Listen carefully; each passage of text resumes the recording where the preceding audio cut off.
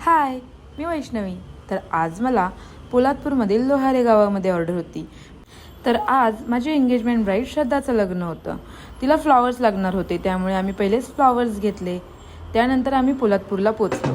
पोलादपूरला पोचल्यावरती तिथल्या मंडळींनी आमचं छानसं स्वागत केलं आणि तिथली घरं एकदम चिकटून होती. तर आम्ही त्या गल्लींमधून जात होतो. फायनली आम्ही डेस्टिनेशनवरती पोचलो.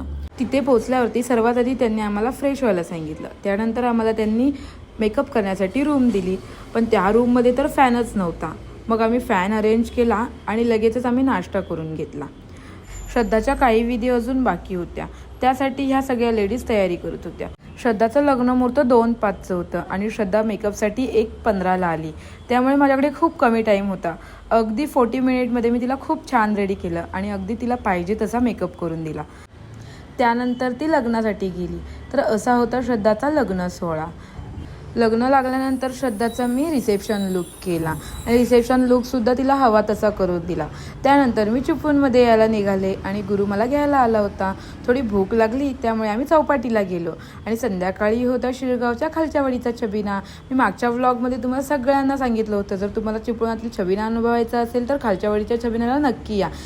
तर असा होता आजचा माझा वर्क डे. भेटूया नेक्स्ट व्लॉगमध्ये. बाय.